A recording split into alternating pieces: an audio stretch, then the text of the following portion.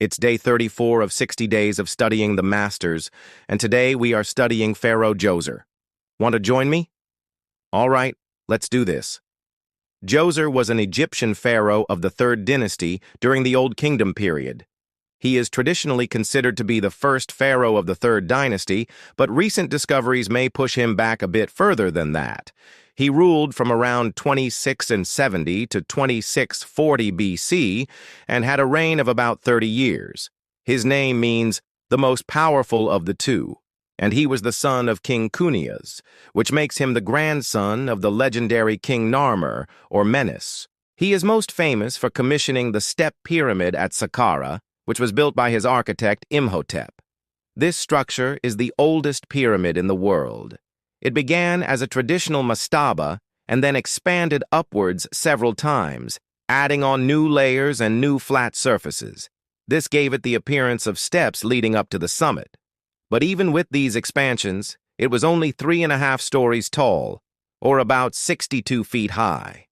Now, before we go any further here, if you've been following along with me and you're studying the masters, this would be a good time to mention that there is a certain group of people who are not pleased with what I am doing here.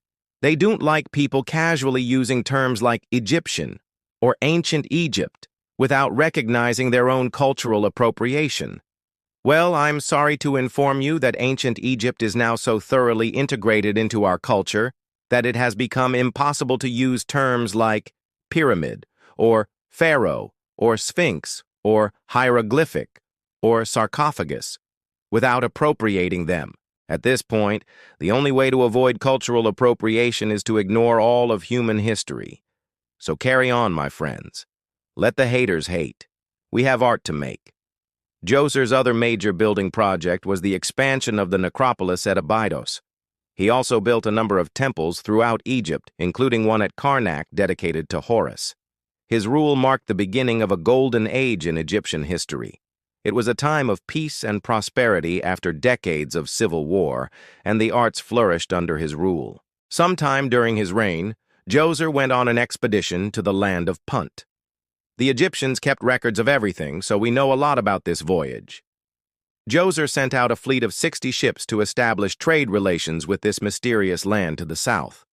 The ships were accompanied by 2,100 soldiers just in case things got hairy, and they returned with gold, incense, ebony, ivory, apes, and baboons.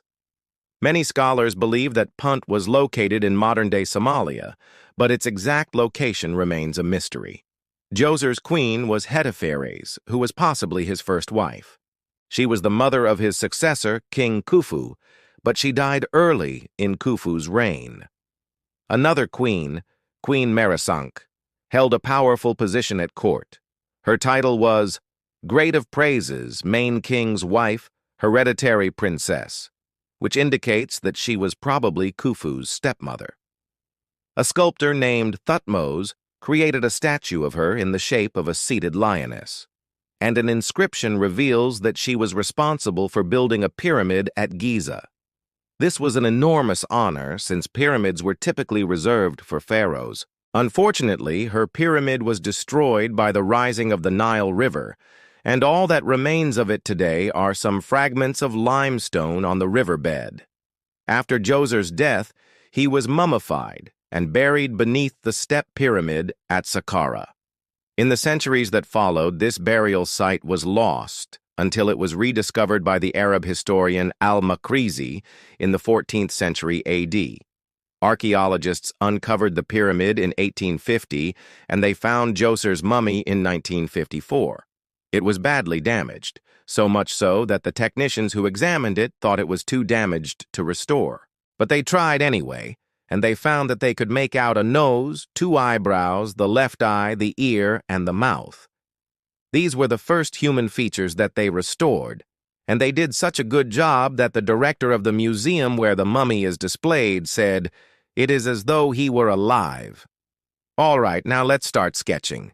One thing I really like about Djoser's statue is the way that he has a lot of weight behind him.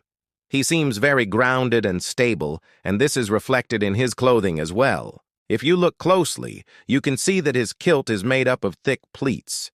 There is no shortage of strong vertical lines in this piece. Look at how he has a vertical line running down the middle of his chest and how this flows down into the V of his loincloth. Even his beard has vertical lines in it. Another thing I love about this piece is the way that the light shifts.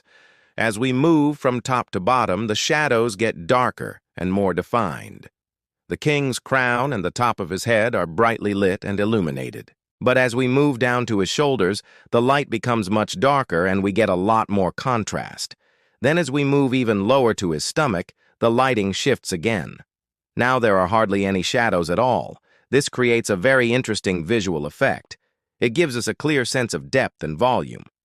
Now I know this might seem like a small thing, but the way the artist captured Djoser's hands and arms is pretty phenomenal.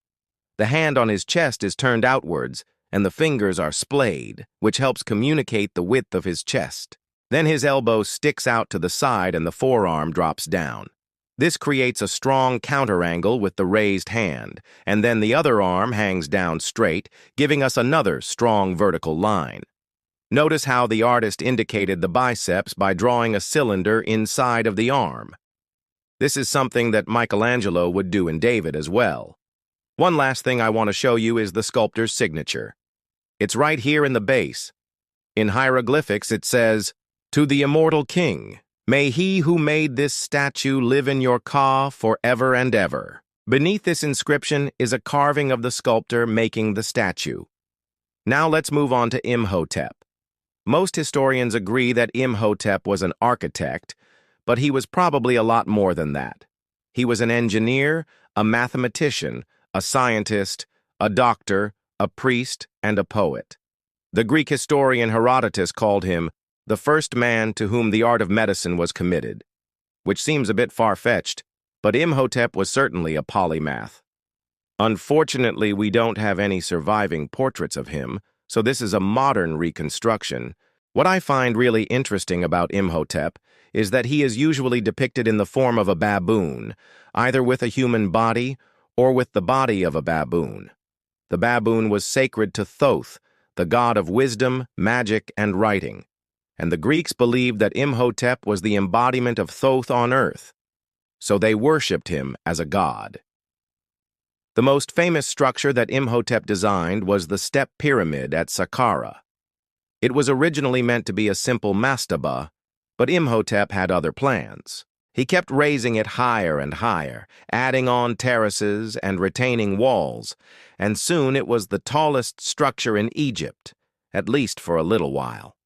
In the end, Imhotep was charged with heresy and was executed, probably on the orders of King Khufu. According to legend, the goddess Isis took pity on him and turned him into a baboon. The Greeks worshipped him as the god of medicine, healing, the dead, and the afterlife, and his cult continued to flourish throughout the Roman period and beyond. What's interesting is that Imhotep is often confused with Ptah, another Egyptian deity. Ptah was the patron deity of Memphis and the creator god in the Memphite creation myth. He was sometimes depicted as a baboon, but he was not associated with Thoth. Some scholars think that Imhotep was originally a human who was deified after his death, while others believe that he was always a god. But the truth is, we don't know. What we do know is that Imhotep is one of the most important figures in the history of architecture. He was the first person to design a true pyramid, and he did it at a time when no one had ever done it before. He was a genius, and we should remember that. All right, class, that's all I got for you today. Oh, except for one more thing. Here is your weekly art history hot tip. When you're trying to draw someone important like a pharaoh or a pope or a president, it's important to capture their essence. Think about what made them great. What was it about Djoser that made him worthy of being a pharaoh? How did Imhotep change the course of history? What was it about these two men that made them special? Capture that in your drawings. Don't just copy the photo. Interpret it through the lens of your own understanding. That's how you become an artist. Okay, that's it. See you next time.